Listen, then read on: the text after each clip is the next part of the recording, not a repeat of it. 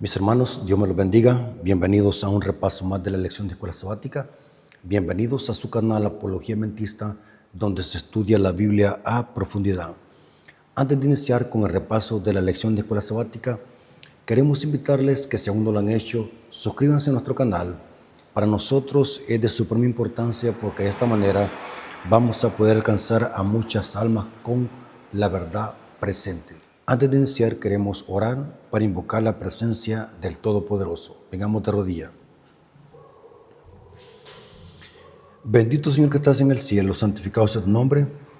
Te rogamos en este momento que nos des conocimiento y sabiduría para poder comprender tu palabra.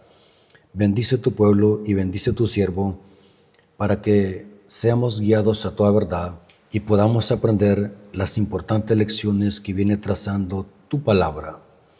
Bendice este estudio y este repaso de la lección de escuela sabática, que todo sea para la honra y gloria de tu nombre. En el nombre de Jesús, amén. La lección que vamos a estudiar o repasar es la lección número 6. Viene hablando, el título que trae es El enemigo interno. Como todos saben, hermanos, la lección de este trimestre viene plasmada en el libro de Josué. El libro de Josué es un libro de batallas y de conquistas. El libro de Josué prefigura el conflicto entre el bien y el mal. Son historias tipológicas que tienen una aplicación espiritual con la iglesia, porque la historia se repite. En este caso vamos a ver el enemigo interno. El versículo para memorizar está en Jeremías 17:10. Dice así: Yo Jehová, que escudriño la mente y que pruebo el corazón, para dar a cada uno según su camino, según el fruto de sus obras. Noten que el único que conoce el corazón es Dios. Nosotros los seres humanos podemos ser engañados por las apariencias. No todo lo que brilla es oro, porque los seres humanos vemos solamente lo externo, mientras que Dios ve el corazón. Aquí el corazón es sinónimo de mente, por eso es que se usa el paralelismo. Dice que Dios escudriña la mente y prueba el corazón. Ahora, vamos a ver de que lo que pasó dentro del pueblo de Israel es una historia tipológica. Vamos a ver de que los peores enemigos del pueblo de Dios siempre han estado dentro, no afuera. Esto lo dice la lección en la introducción del día sábado. Durante la conquista de la tierra prometida, Israel tuvo que aprender la difícil lección de que su enemigo más peligroso no estaba fuera del campamento, sino entre sus propias filas. Tremendo, hermanos. Esto siempre ha sido así, desde el principio. ¿Quién mató a Abel? Su hermano Caín. No fue un extraño, no fue un extranjero. ¿Quién vendió a José? Lo vendieron sus propios hermanos. ¿Quién andaba buscando a Jacob para matarlo? Su propio hermano Esaú. ¿Quién quería clavar en la pared a David? Fue su propio hermano, podemos decir su propia sangre, su propio pueblo, el rey Saúl. ¿Quién entregó a Cristo a los romanos para ser crucificado? Fue el mismo pueblo de Dios. Cristo dijo: a los suyos vino y los suyos no lo recibieron. Porque el diablo, hermanos, es astuto. El diablo sabe perfectamente bien de que la mejor forma para destruir al pueblo de Israel era minándolo desde adentro. Cuando leí el título de la lección de escuela sabática, se me vino a la mente una cita de Elena de White que presenta lo mismo. que los enemigos del pueblo están dentro de la misma iglesia. Dice así la cita, Eventos de los Últimos Días, página 134, párrafo 3. Eventos de los Últimos Días, página 134, párrafo 3 dice, tenemos mucho más que temer de enemigos internos que de los externos. ¿Cómo? Elena de White está corroborando lo que pasó en los días de Israel, en los días de Josué. Los enemigos del pueblo siempre han estado dentro. La oposición al mensaje no viene de afuera, sino que viene de adentro. Los apóstatas no están afuera, sino que están dentro. El ataque al mensaje siempre ha venido desde adentro. La crítica y el desdén en contra de los mensajeros de Dios siempre ha venido del mismo pueblo. ¿Quiénes son los que se oponían a los profetas? ¿Quiénes son los que rechazaron a los profetas? El mismo pueblo de Dios. Esto siempre ha sido así. La historia se repite. Por eso, hermanos, cuando leemos el título, el enemigo interno, no pensemos en enemigos que van a combatir el pueblo desde afuera. Aunque Israel tenía enemigos fuera de las naciones paganas, en este caso los cananeos, los amorreos y los jebuseos, pero vamos a ver de que el diablo usó otro método más eficaz y es atacar al pueblo desde adentro, poner minas adentro del pueblo para que el pueblo fuese vencido. Y esto pasó en los días de Israel. Pasemos al día domingo. El día domingo dice incumplimiento del pacto. O sea que no se cumplió. Incumplimiento del pacto. ¿De qué trata este día?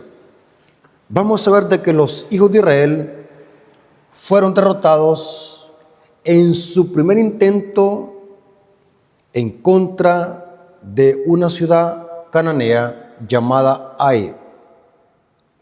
Dice la Biblia, esta historia está en Josué capítulo 7 y capítulo 8. La lección viene plasmada en esos dos capítulos. Dice la Biblia que los israelitas iban a empezar a luchar para conquistar la tierra prometida. La primera guerra que iban a hacer era luchar contra una ciudad cananea llamada Ai. Pero dice que los soldados de Ai derrotaron a los israelitas. ¿Cómo así? Si Dios había dicho, la tierra donde fluye leche y miel, se la daré a ustedes. Pero ahora Dios está permitiendo que los cananeos, los de Ai, derroten al pueblo de Israel. La pregunta es por qué Dios permitió que Israel fracasara en esta primera batalla en contra de Ai. Vamos a ver de que dentro del pueblo había apostasía, había un anatema, había un impío, había un apóstata llamado Acán.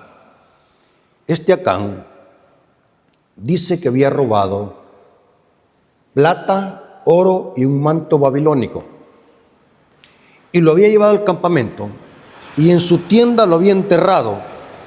Podemos decir de que este apóstata había robado. Y dice la Biblia que por ese pecado oculto de Acán, todo el pueblo fracasó. Y es interesante, hermanos, que alguien puede decir, si el culpable fue un individuo, ¿por qué Dios culpa a toda la nación? Porque aquí hay una enseñanza espiritual para la iglesia.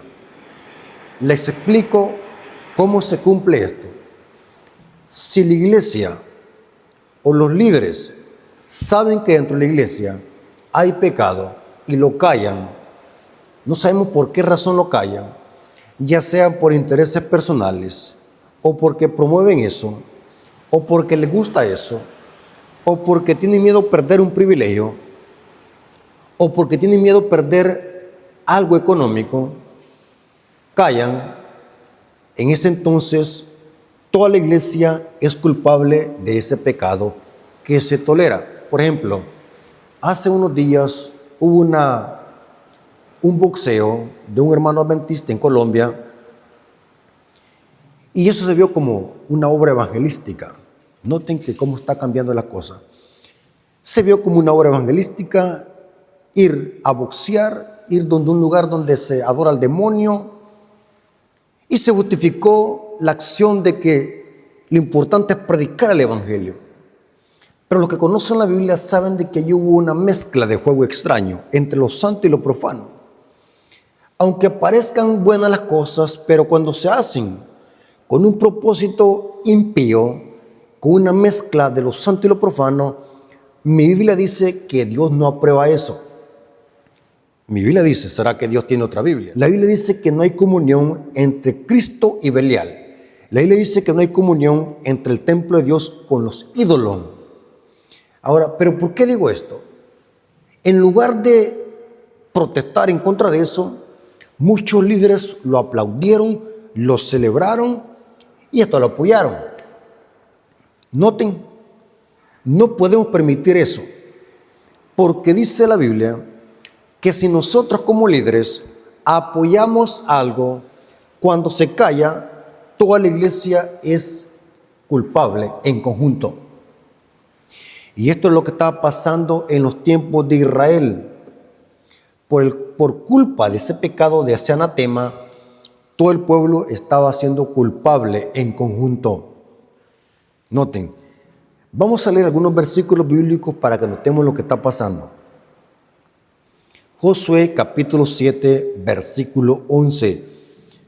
Pueden leer todo el capítulo 7, pero yo solamente estoy leyendo algunos versículos para que vean lo que está pasando. ¿Por qué Israel fracasó en esta batalla? Dice Josué capítulo 7, versículo 11. Israel ha pecado. Pero ¿por qué Dios le dice a Israel si el que había cometido ese pecado del anatema era Acán? Porque es claro, cuando se tolera el pecado, Dios toma como por culpable a toda la iglesia en conjunto. Israel ha pecado y aún ha quebrantado mi pacto que yo les mandé, pero no era Israel directamente, sino que había sido Acán. Pero aquí Dios le está llamando eso a Israel. Dios está dirigiéndose a toda la nación de Israel de esa manera.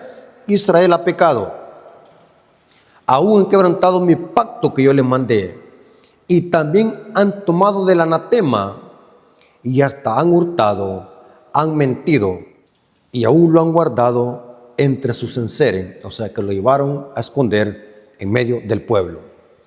Ahora, noten lo que dice el versículo 13, lo que está pasando en medio de Israel.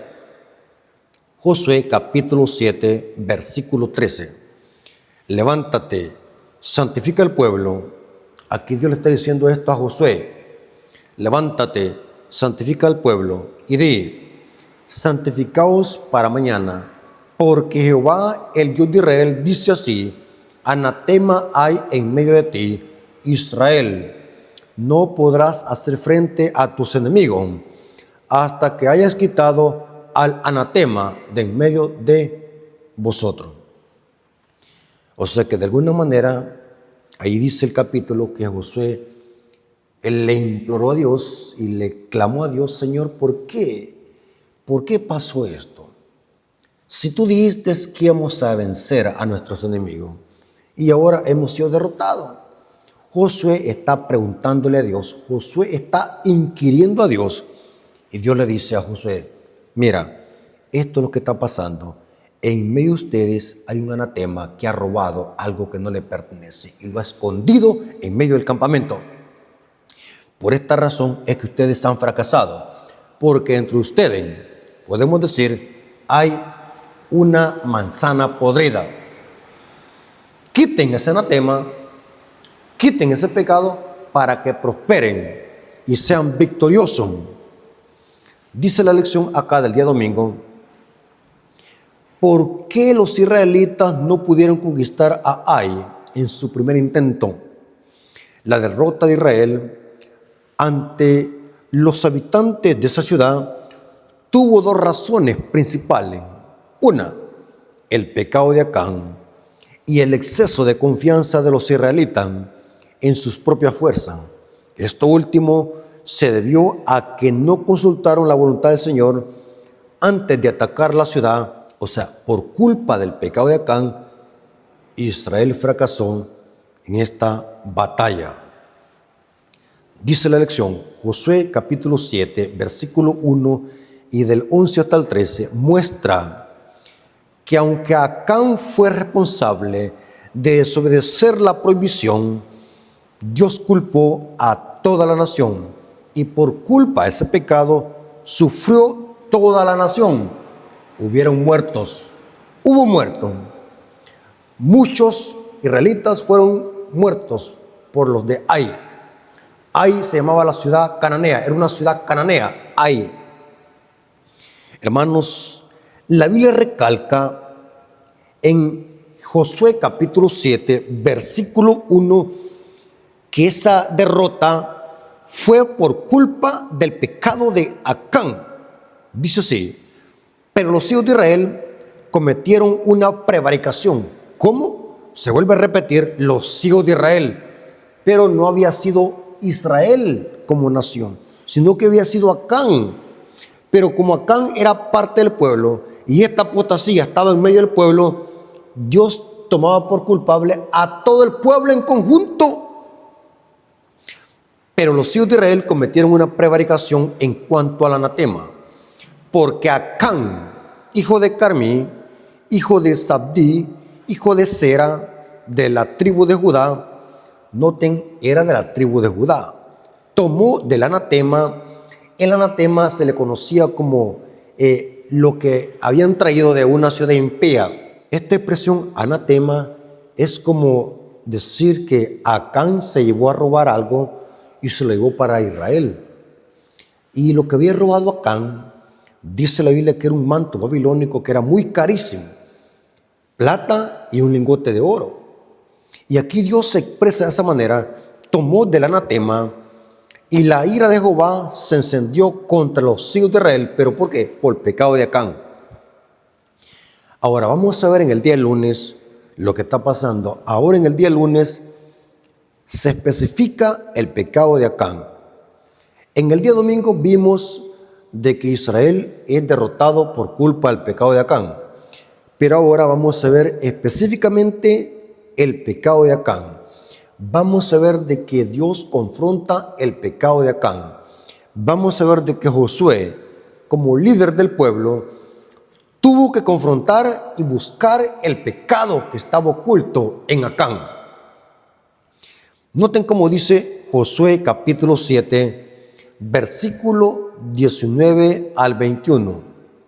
Vamos a ver en estos pasajes la respuesta de Dios al pecado de Acán. ¿Cómo actúa Dios? ¿Cómo actúan los líderes? Tenía que ser erradicado para poder obtener la victoria contra Ai. Claramente, hermanos, Dios les dijo a Israel, Dios les dijo a Josué, si quieren vencer a sus enemigos, si quieren vencer a Ai, quiten al anatema. Ahora vamos a ver cómo está actuando Josué, el líder del pueblo. Josué representa a los líderes que tienen columna vertebral. Josué representa a aquellos líderes que tienen carácter. Josué representa a aquellos líderes que son como la brújula al polo. Josué representa a aquellos líderes que son celosos en el mensaje. Josué representa a aquellos líderes que no tienen miedo de reprender el pecado y la apostasía, aunque los cielos se desplomen. Josué capítulo 7, versículos 19 al 21. Noten cómo Josué está confrontando a Acán para que se arrepienta y reconozca su error. Dice, entonces Josué dijo a Acán, hijo mío, noten qué interesante, hijo mío, da gloria a Jehová, el Dios de Israel, y dale alabanza y declárame. Ahora lo que has hecho, dime lo que has hecho. No me lo encubras. Acán respondió a Josué diciendo: verdaderamente yo he pecado contra Jehová, el Dios de Israel, y así he hecho, pues vi entre los despojos un manto babilónico muy bueno y 200 siclos de plata y un lingote de oro de peso de 50 siclos, lo cual codicié. Noten que aquí se está haciendo un robo. Robar es pecado, codiciar es pecado. Noten, lo cual codicié y tomé, y aquí que estaba escondido abajo de tierra en medio de mi tienda, y el dinero debajo de ello. Noten que aquí Josué está confrontando al pecador. Ahora, cuando hablamos de confrontar al pecador, que confrontar al pecado significa solamente denunciarlo. ¿En qué sentido estoy diciendo esto? Es cierto que Dios nos ha llamado a que denunciemos el pecado, pero muchas veces podemos denunciarlo de una manera errada e equivocada. Aunque Dios nos ha llamado a que denunciemos el pecado y la apostasía, tenemos que saber cómo hacerlo, porque lo que buscamos es salvar al pecador, salvar al impío, porque Dios no se gana nada en destruir al impío. Y esto lo vimos en la lección pasada, que el plan de Dios era que los cananeos se arrepintieran, quisieran paz con Israel y buscaran el perdón de Dios. Aquí vemos de que Dios, a través de Josué, noten cómo trata a Acán: hijo mío, da la gloria a Jehová, Dios de Israel. Esto implica que lo que buscaba Josué era que Acán reconociera su pecado y se arrepintiera. Y ese es otro problema, hermano, porque muchas veces no está en decir la verdad, sino cómo la decimos. Y aquí es bien importante que el plan de Dios era que Acán se arrepintiera y reconociera su pecado. No solamente maltratarlo o hacerlo sentir mal. La expresión hijo mío indicaba que Dios quería que Acán se arrepintiera, porque esa expresión hijo mío es la misma que Cristo usa, que el Padre usa para referirse a nosotros. Nosotros somos sus hijos. El Padre nos busca para que nos arrepintamos. El Padre bajó del cielo a la tierra a buscarnos. Vino a buscar y a salvar lo que se había perdido. Vino a buscar los enfermos para sanarlos. Vino a buscar peces para pescarlos, no para maltratarlos. Dice la lección acá, explicando por qué Josué le dice a Acán: hijo mío, da la gloria a Jehová, Dios de Israel, y dale alabanza y declárame.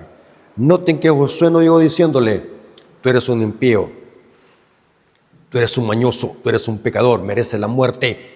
¿De qué servía que Josué llegase con ese tono de voz? Si lo que buscaba Josué era que se arrepintiera Acán. Noten, dice acá la lección, la culpa corporativa fue eliminada y reducida de Israel a una tribu, y de una tribu a una familia, y de una familia a un hogar, y del hogar a un individuo. Noten, el pecado se buscó, el pecado no se toleró, porque esta era la clave. Si querían salir victoriosos en esta conquista, tenían que eliminar al anatema y buscar al anatema. Dice la lección acá, la lección de escuela sabática trae una cita poderosa de Elena de White, donde compara el carácter de Josué con el de Cristo. De Sábado a la Gente, página 319, explica Elena de White. Es importante notar la forma en que Josué se dirige a Acán: hijo mío.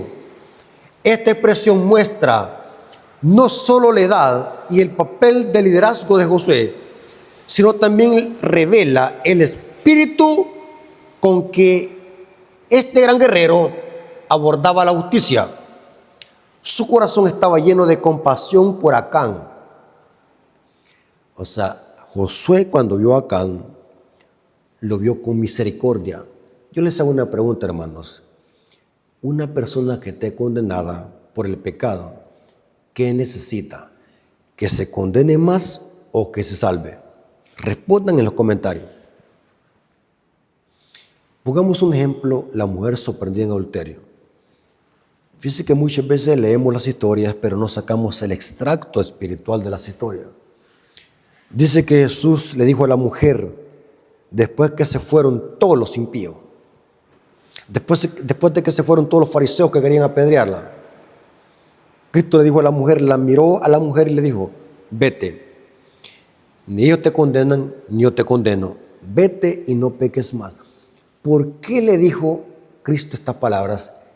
Ni yo te condeno, ni ellos te condenan. Sencillo, porque alguien condenado por el pecado no necesita que se condene más. Lo que se necesita es un Salvador que lo salve sus pecados. Acán en ese momento no necesitaba que se condenara más, porque ya estaba condenado por su propio pecado. Lo que necesitaba era un Salvador, y Josué se lo presentó. Dice, su corazón, hablando del corazón de Josué, su corazón estaba lleno de compasión para Acán. A pesar de que estaba llamado a ejecutar juicio sobre el infractor, con su actitud, Josué prefiguraba de nuevo la sensibilidad y la bondad y el amor de aquel que nunca fue rudo, ni dijo sin necesidad una palabra severa. Nunca causó un dolor innecesario al alma sensible. Denunció intrépidamente la hipocresía de los fariseos, la incredulidad y la iniquidad, pero su voz se quebraba al pronunciar sus severas reprensiones. Interesante. O sea que cuando Cristo dijo los ayes sobre los fariseos en Mateo 23, nosotros usamos esos ayes para ofender, hipócrita. Y la cita dice, de acá de Elena de White, de que Cristo cuando denunciaba la hipocresía de los fariseos y de los pecadores, lo hacía con una voz quebrada, o sea, casi llorando. Hermanos, antes de aplicar la justicia, tenemos que aplicar la misericordia, porque recordemos que el plan de Dios no es condenar a la persona, el plan de Dios no es condenar al pecador, porque el pecador ya está condenado por su propio pecado. El plan de Dios es salvarnos. Y esto es una enseñanza espiritual para la iglesia. La iglesia ha sido llamada para aplicar la disciplina a miembros que hierran. Claro que sí. Pero la disciplina o la defraternización de cada miembro de iglesia que ha errado o que ha cometido un pecado que ha causado oprobio a la iglesia, el objetivo de la iglesia no es disciplinarlo para que la persona se vaya o se pierda. El objetivo de la disciplina es para que la persona se arrepienta y vuelva otra vez al camino de Dios. Porque muchas veces, y es lamentable ver, que muchas veces la disciplina eclesiástica se aplica para dañar, para destruir. Hay personas que ya no quieren venir nunca más a la iglesia, porque en lugar de que la disciplina fuera una bendición para el pecador, fue una destrucción. Muchas veces porque el pecador quizás no soportó la disciplina, otras veces es porque la disciplina se aplicó mal.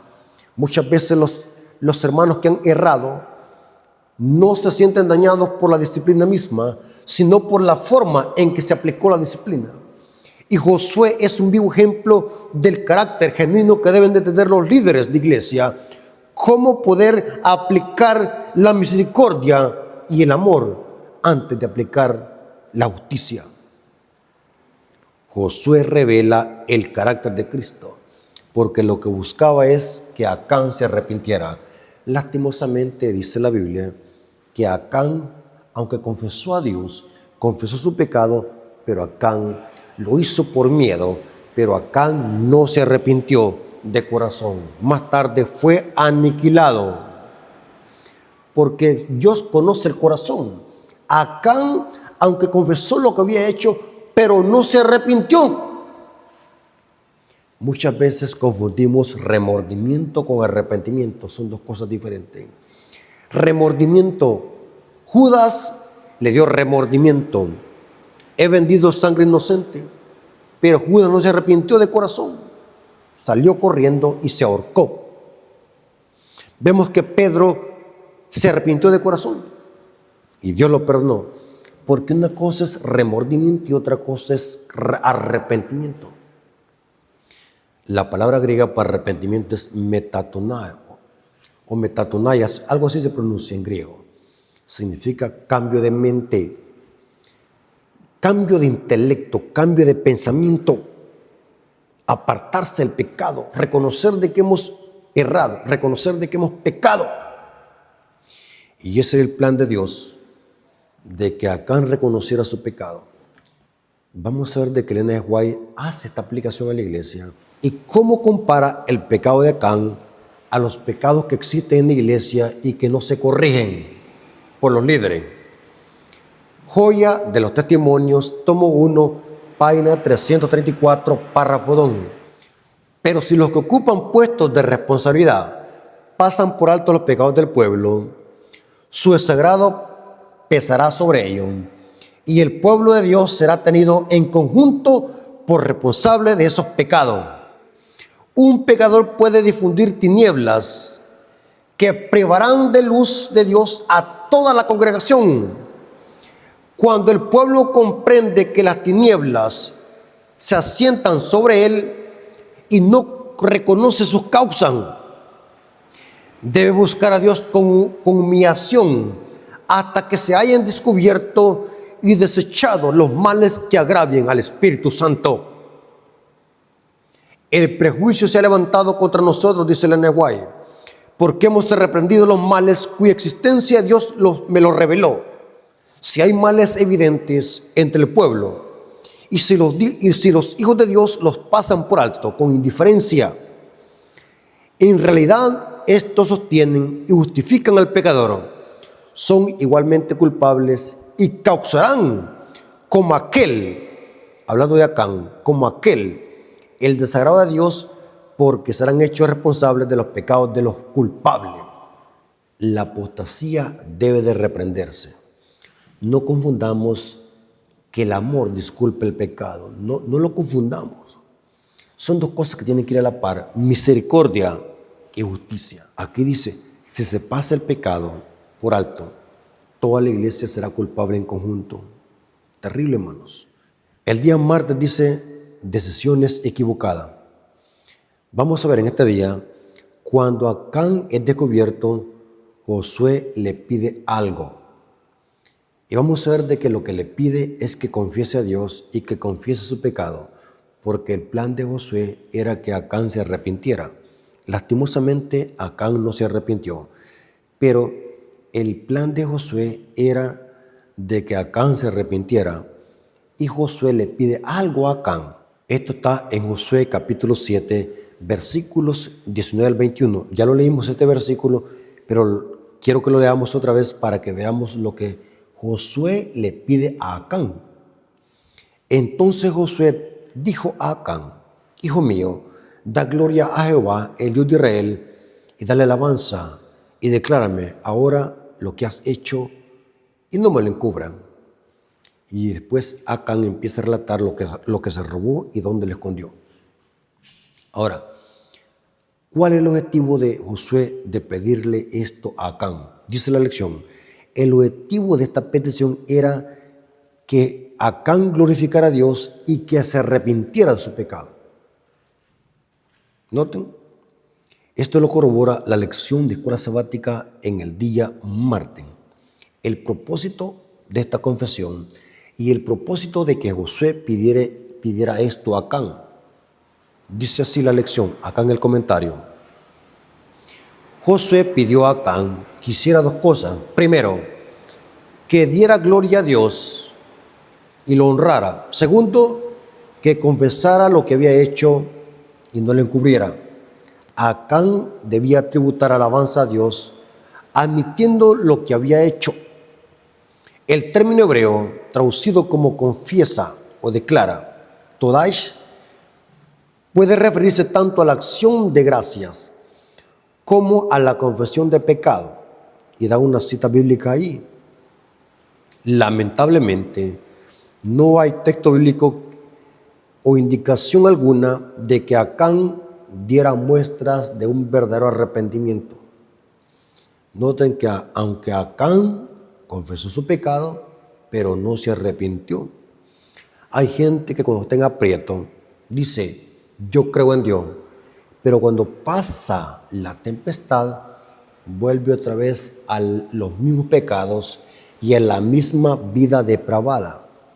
Acán no dio muestras de su arrepentimiento, porque Acán, lo que pasó en ese instante de confesar su pecado, lo hizo como por miedo, impulsado por miedo. Así que no dio muestras de arrepentimiento.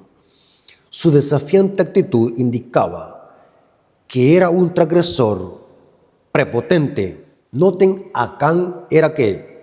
Un transgresor prepotente, y que para él no había expiación según la ley de Moisés. O sea que Acán, según la ley de Moisés, había cometido el pecado de rebelión, el pecado de muerte, y según la ley, el pecado de rebelión era digno de ser apedreado. Ahora, ¿cuál es el pecado de muerte? El pecado de muerte, según Juan, es aquel pecado que no se confiesa y que no se aparta a la persona. El pecado no es la magnitud del pecado, sino la actitud del pecador hacia el pecado. Cuando alguien no se arrepiente, ni se aparta del pecado y no lo confiesa, ese es pecado de muerte. Y Acán, aunque lo confesó, pero no se arrepintió de corazón, Acán cometió el pecado de rebelión y según la ley era digno de ser muerto. Esto está en Números 15, versículos 27 al 31. Así que para erradicar el pecado, Dios tuvo que dar la orden como última instancia de matar apedreado a Acán y limpiar el campamento. Esto está en Josué capítulo 7, versículos 25 al 26. Noten lo que le pasó a Acán. Josué capítulo 7, versículos 25 al 26. Y le dijo Josué, ¿por qué nos has turbado? Túrbete Jehová en este día. Y todos los israelitas lo apedrearon y lo quemaron después de apedrearlo. Noten que fue terrible esta muerte. Y levantaron sobre él un gran montón de piedras que permanece hasta hoy. Y Jehová se volvió del ardor de su ira, y por esto aquel lugar se llamaba Valle de Acor hasta hoy. Noten cómo le pusieron Valle de Acor hasta hoy. Ahora vamos a ver lo que dice ahora el día miércoles. La puerta de esperanza. ¿Qué es eso de la puerta de la esperanza? En el día miércoles el tema central es, vemos de que hoy Dios sí le da la victoria a Israel en conquistar la ciudad de Ai. Como ya habían erradicado el pecado de Acán, ahora Dios le da la victoria. O sea que hay otro intento. En el segundo intento, ahora Dios le da la victoria a Israel. Esto está en Josué capítulo 8, versículo 1. Jehová dijo a Josué, no temas ni desmayes. Toma contigo toda la gente de guerra y levántate y sube a Ai. Mira, yo he entregado en tu mano al rey de Ai y a su pueblo, y a su ciudad y a su tierra. Noten que ahora sí van a tener la victoria. Ahora van consagrados. Ahora van unidos al pacto. Ahora van confiados en la promesa de que ahora sí iban a vencer a Ai, esa ciudad cananea. Y dice Josué 8:18.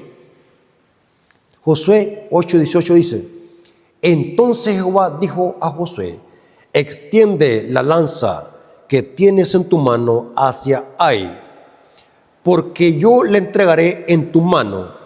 Y Josué extendió hacia la ciudad la lanza que en su mano tenía.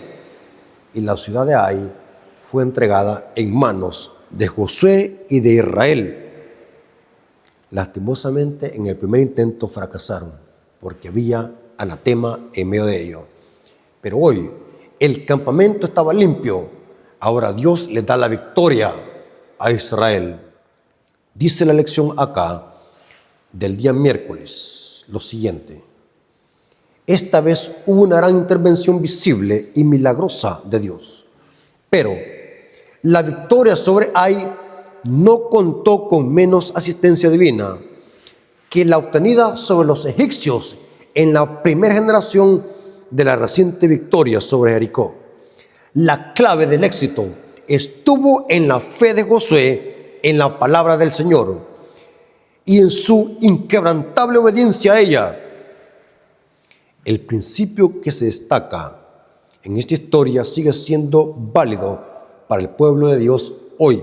El pueblo, para poder vencer el pecado, para poder vencer las batallas espirituales en esta tierra, tenemos que aferrarnos a Cristo y a su palabra. Tenemos que ser obedientes al pacto.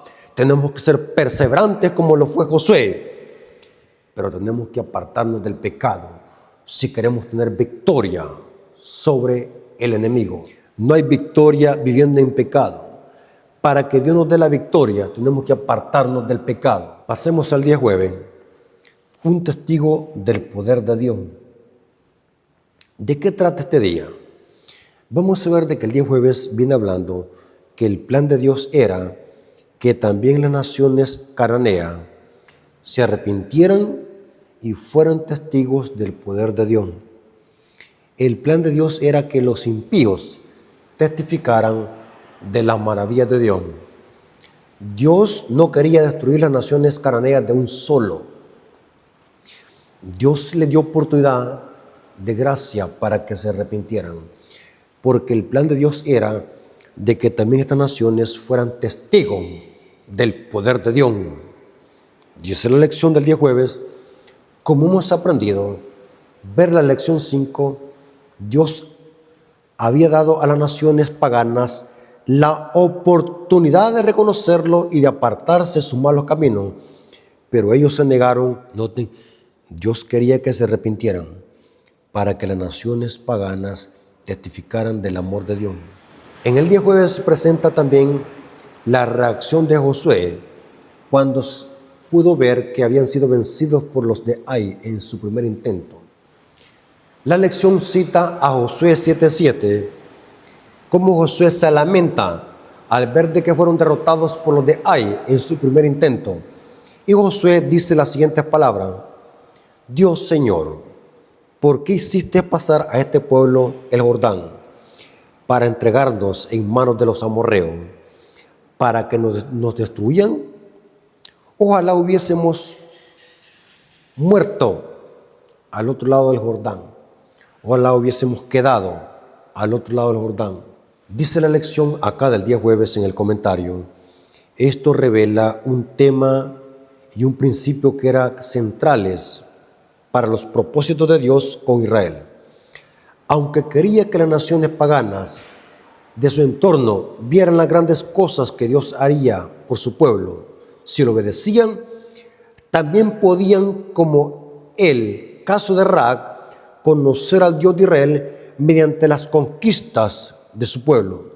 A diferencia de ello, si los israelitas fracasaban, como ocurrió aquí, dice, las naciones considerarían débil e ineficaz al Dios de Israel. Pero si Israel fracasaba, ¿qué iban a decir las naciones paganas? Ese Dios a quien sirven es un Dios débil. Por eso, hermanos, en este conflicto está en juego el carácter de Dios.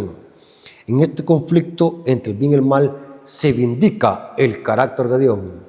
Si vencemos, estamos demostrando que tenemos un Dios poderoso. Si fracasamos en este conflicto, estamos demostrando al universo que tenemos un Dios débil.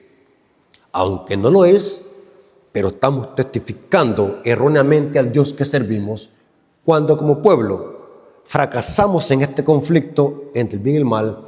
Estamos poniendo en mal el carácter de Dios, pero cuando vencemos estamos vindicando el carácter de Dios. Por eso es que las promesas a las 7 iglesias dice, el que venciere, el que venciere, el que venciere, porque en este conflicto, cuando el pueblo de Dios vence, está vindicando también el carácter de Dios. Estamos demostrando al universo que sí podemos. Y saben, hermano, cuando se predica un evangelio tuerto y decimos, es imposible vencer el pecado, es imposible dejar de pecar, es imposible obedecer la ley de Dios, indirectamente estamos diciendo que tenemos un Dios débil, que es imposible que nos dé la victoria para obedecer y para vencer el pecado. Pero cuando decimos todo lo puedo en Cristo que me fortalece, el universo está demostrando que el Dios a quien servimos es un Dios todopoderoso. Y podamos decir como Pablo, todo lo puedo en Cristo que me fortalece. Dios te bendiga, hermanos. Espero que esta lección nos haya servido para que podamos tener esperanza y podamos confiar en Dios, que en Dios sí se puede. Vengamos de rodillas para darle gracias a nuestro Dios por esta lección tan importante. Oremos. Bendito Señor que estás en el cielo, santificado sea tu nombre, te agradecemos por tu palabra. Gracias por esta importante lección y gracias porque hasta aquí nos has ayudado. Bendice a tu pueblo, bendice a los que van a escuchar esta lección. Te lo suplicamos en el nombre de Jesús. Amén. Mis hermanos, Dios me los bendiga y hasta la próxima.